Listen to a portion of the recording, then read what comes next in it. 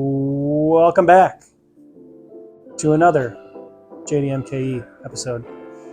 In this episode, the plan here is to convert to shimless buckets. So we want to show you guys the process of switching over to the shimless buckets. The reason for doing this is that the shim over bucket design, I'll put a little link up to the Real Street Garage.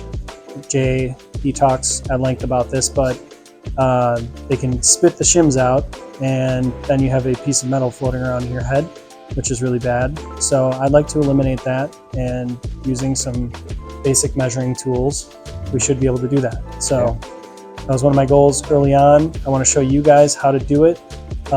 It's often a thing that you can do with like head packages from certain machine shops, but I think if you could measure it out, you can save yourself some money, and you can do this, in your garage and learn a little something in the process. Mm-hmm.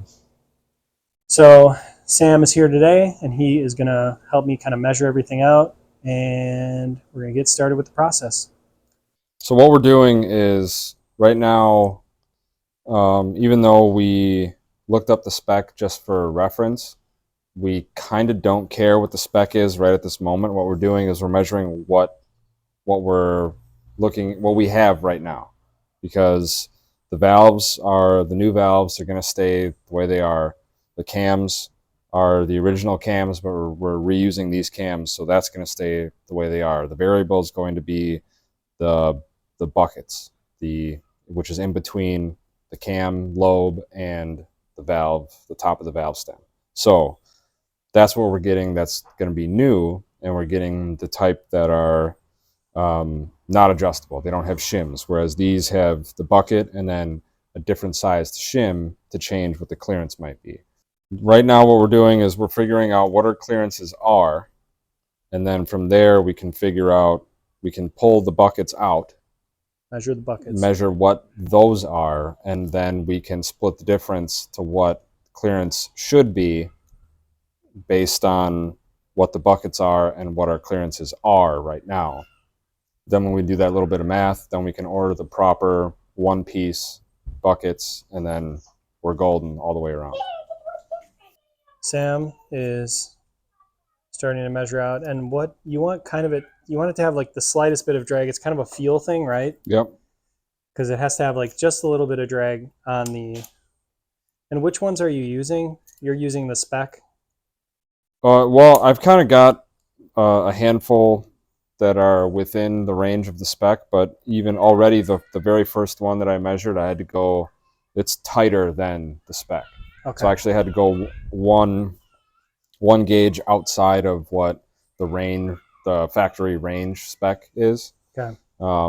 So that's an indication right there, like on that valve, that we're gonna have to get a smaller, considerably smaller, a thinner bucket than whatever the measurement of this one with the shim is right now. Yeah. The next one though that I measured was like right at the bottom edge of spec, which is fine.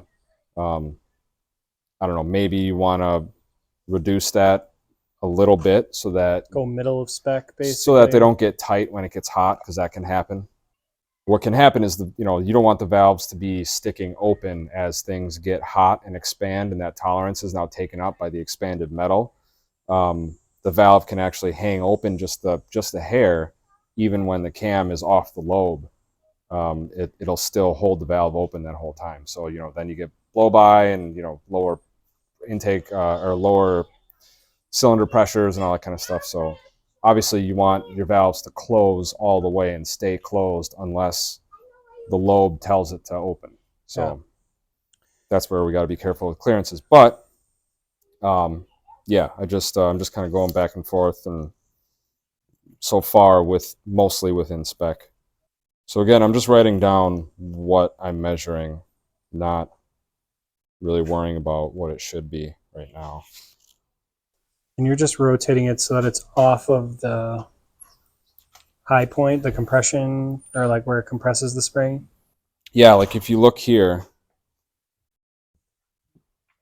the edge of this lobe, of the lobe, is, you know, at the highest point here, at the peak of this little rise.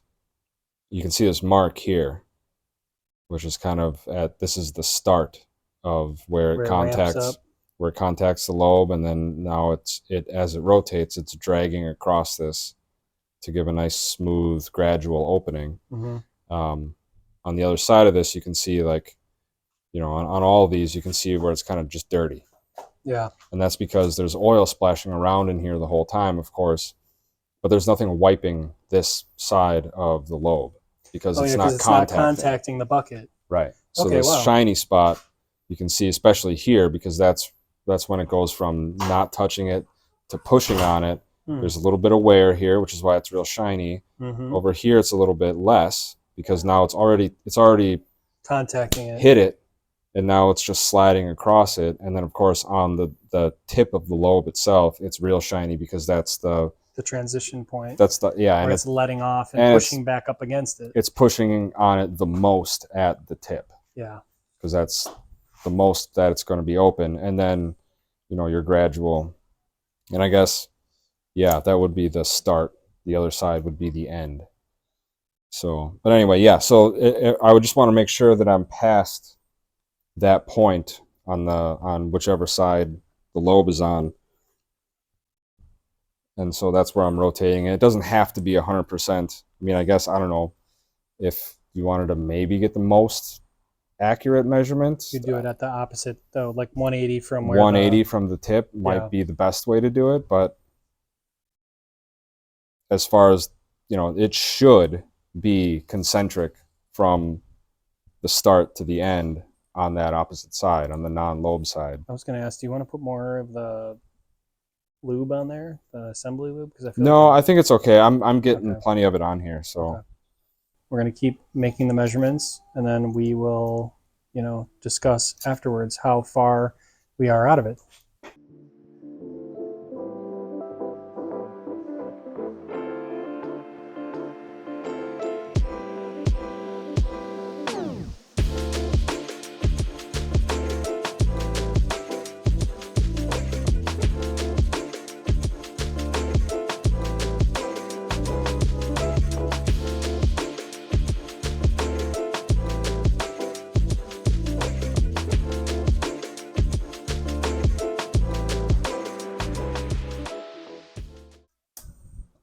We to do it over here? So you don't have that awkward? No, it's okay. I do this shit all day, man. I'm always in weird, awkward positions. Honestly, I think about it a lot because I'll find myself doing shit like that, and I'm like, how the fuck? How did I get into this position? There's a glory hole joke somewhere in there, but right. But I'm letting it lie. Yep, that's me. I bet you're wondering how I got myself into this position. No, that's not right. Okay, so 432 for 9. Yeah, I guess. I don't know which one that is. You look 9, 10, 11, 12. I'm just telling you measurements. Right. You're supposed to be paying attention, 9, so I don't 10, have to. 11, 12. That's the idea. Yeah.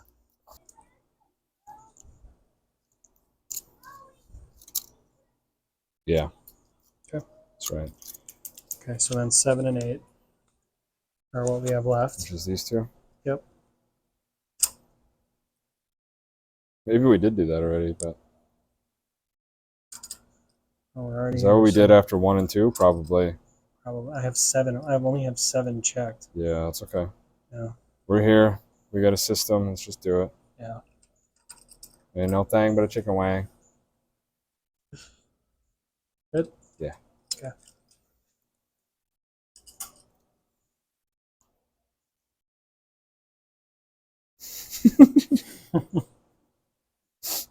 Seven? Yeah. 0.152. I was taking a drink of my beer. It's okay. Yep. It feels good. 8.127. Ooh. So we use the feeler gauges to check out our current valve clearance. So we got all the numbers there that are listed. I'll pop up a little picture in the middle maybe. And now we're going to take these cams out and we're going to measure our individual buckets. So I'm going to show you guys the process there, and then we'll kind of get through, show you all of our measurements, and then we're going to work on our calculations for what we need.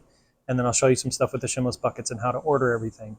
So we're going to get to work taking this off, and we'll go through the rest of the process. All right, so we've got our measurement set up here, which took 2 tries. But we got it. And we got everything removed from the cylinder head. So we have our buckets here, and these are our shimmed buckets. We have a micrometer, thanks to our channel sponsor. I believe we have gone through the instructions. I have forced Sam to listen to the instructions against his will. And turns out when you follow the instructions, it does provide some accurate results. So what we're doing is measuring the thickness between, I don't know if you can see that little button in the middle. See if I can get it to, there we go. That little button there, that's in the middle on the bottom side of the bucket, measuring between that piece in there and the top of the shim here. Because this is, when they talk about the shim over bucket design, this is what they're referring to. If you show that little notch right there. Yeah. So if you look right in here, there's a little. Yeah, this is actually 2 pieces. All of the buckets themselves are the same. And that little shim over the top is how they make the adjustment for valve clearance. Right. So we're measuring what we currently have. And then we're going to do the calculation. You know, it's important. What? I can literally see your balls. No, you can't. Yeah. Oh. I can't. I was looking at this and I was like, oh my God. I can't have this like this. Yeah, that's better, hey?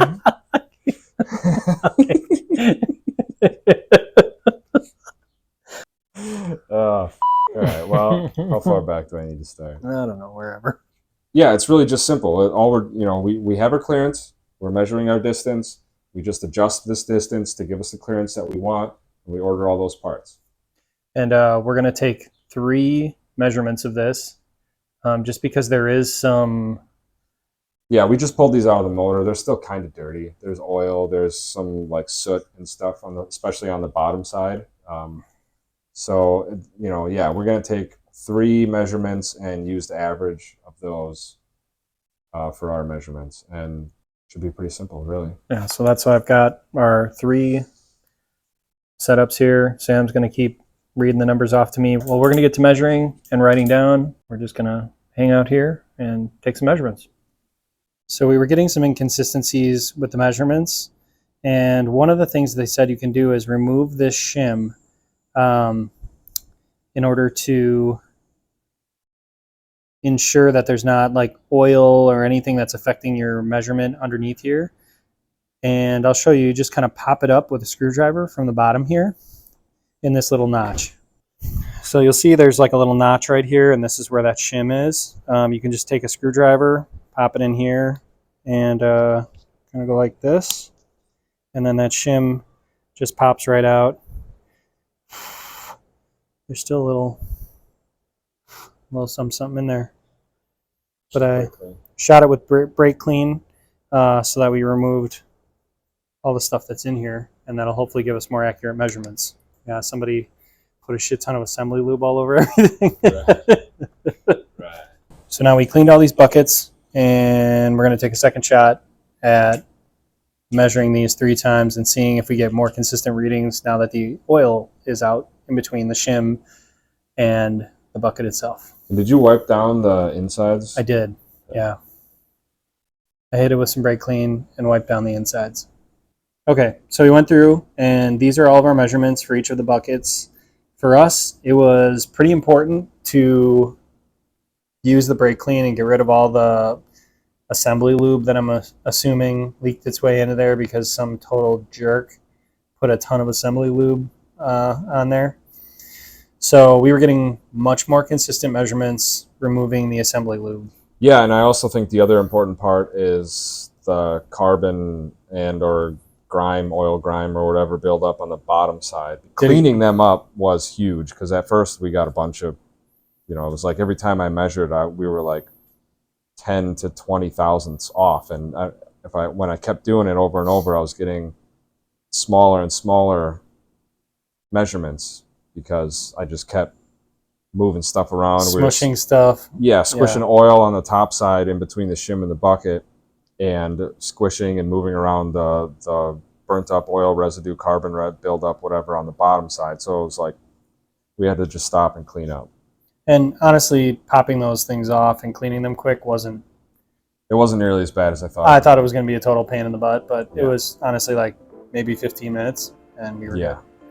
So now I'm going to compile all of these results along with our measurements for our clearance that we initially measured with the cams in. Yep. And then I need to get to ordering. Yeah. More parts ordering. Yay. All right. So I'm going to work on that and we'll get back to you when we have parts.